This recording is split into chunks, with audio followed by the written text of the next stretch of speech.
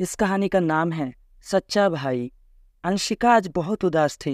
रह रहकर उसे रोना आ रहा था। कभी ड्राइंग रूम, कभी बेडरूम, कभी बाहर लॉन में जाकर वहां आंसू पोंछ कर आती। माँ से उसकी उदासी छिपी न रह पाई। माँ ने प्यार से पूछ लिया कि आखिर क्या बात थी, वह क्यों चुपचाप रोए जा रही थी। माँ के पूछने पर अंशिका जोर जोर से रोने लगी। उसने माँ से कहा कि आज रक्षाबंधन है। उसकी सभी सहेलियां अपने अपने भाइयों की कलाई पर राखी बांधेगी, उनको मिठाई खिलाएगी और उनकी लंबी उम्र की दुआएं मांगेंगी। पर अंशिका का तो कोई भाई बहन ही नहीं था। बाबूजी के गुजरने के बाद वो और माँ अकेले ही रहते थे। अंशिका 9 साल की हो चुकी थी और राखी पर उसको ऐसे रोना आता था।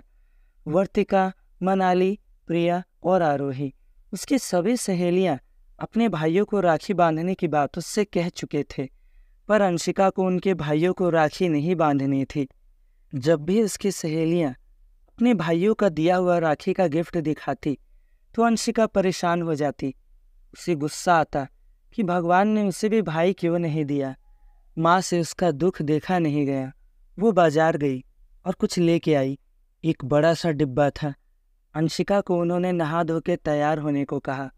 नए कपड़े पहन के अंशिका तैयार होके आई। माँ ने तब तक थाली में राखी, रोली, लच्छा, मिठाई, चावल सब रख लिए थे। अंशिका को आश्चर्य हुआ। माँ उसके लिए क्या बाजार से भाई ले आई थी, वह सोच रही थी। माँ ने अंशिका को घर के पीछे बने गार्डन में चलने को कहा। वहाँ गड्ढा खोदा हुआ था। शायद माँ ने पहले से ही खोद रखा था। बाजार से लाए डब्बे में एक नीम का पौधा माँ ने निकाला और जमीन में रोप दिया। अंशिका चुपचाप देख रही थी। पौधे की लंबाई उसी के बराबर थी। जब माँ ने अंशिका को थाली पकड़ाते हुए कहा, लो राखी बांधो, आज से नीम का पेड़ ही तुम्हारा भाई है। अंशिका असमंजस में थी। उसने माँ की ओर देखा।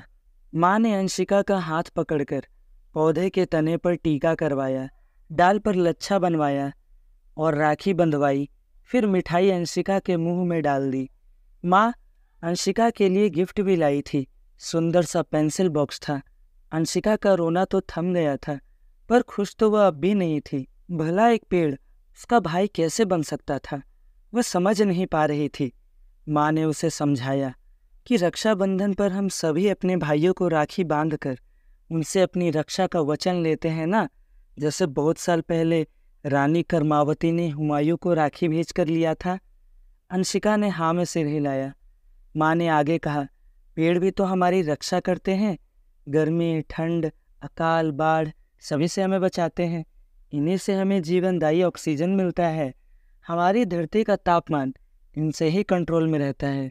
हमें खाना, दवाइयाँ, तेल, साबुन, लकड़ी, रबर, परफ्यूम सभी पेड़ों से ही मिलता है। आज ग्लोबल वार्मिंग से धरती गर्म हो रही है तो वह इन पेड़ों के काटने की वजह से ही तो है। बारिश को लाने में भी इन पेड़ों का ही योगदान है। अंशिका यह सब बड़े ध्यान से सुन रही थी। उसे अब एक पेड़ को अपने भाई बनने पर गर्व महसूस होने लगा था। अंशिका ने पूछा, पर माँ, यह तो भाइयों की तरह हंस बोल तो नहीं सकता है ना? माँ ने जवाब दिया, क्यों नहीं, शोध बताते हैं कि पेड़ों में जान होती है। अच्छे वातावरण और प्यार से रखने पर वह जल्दी बनते हैं। उनमें भावनाएं भी होती हैं। वह चल नहीं सकते तो क्या, आप उन्हें महसूस करो, वह भी प्रतिक्रिया देंगे। माँ विज्ञान की अध्यापिका थी और सारे आंकड़े उन्हें मुंह जबानी याद थे। यह बेचारे वृक्ष इतना कुछ देकर भी कुछ नहीं मांगते और हम बेवजह इन्हें कभी ज़रूरत के लिए तो कभी वैसे ही मार डालते हैं। तभी अंशिका ने बोला, नहीं माँ, यदि यह पेड़ मेरी रक्षा कर सकता है, मुझे जीवन दे सकता है, तो मैं भी फर्ज निभाऊंगी। अपने भाई को मरने नहीं दूंगी। खाद और पानी से रोजाना उसका मुंह मीठा करवाऊंगी। प्रदूषण से यदि हमें बचाते हैं तो मैं भी इनकी बहन बनूंगी। अंशिका ने बगीचे में जाकर नीम के पौधे को चूम लिया। उसकी आंखों से आंसू बह रहे थे, पर यह आंसू अब खुशी के थे। उसे एक सच्चा भाई जो मिल गया था। तो दोस्तों, आप लोग भी सतर्क हो जाइए, क्योंकि पेड़ पौधे जिस तरीके से काटे जा रहे हैं, अगर ऐसा ही चलता रहा तो एक दिन देख लेना, अंटार्कटिका और जितने भी बर्फीले इलाके हैं वहाँ की सारी बर्फ जो जमी हुई है वो पिघल जाएगी, जिससे समुद्र का जल स्तर बढ़ जाएगा और पूरी पृथ्वी जलमग्न हो जाएगी। तो इसीलिए दोस्तों, पेड़ों को लगाएं, पेड़ों को काटें नहीं।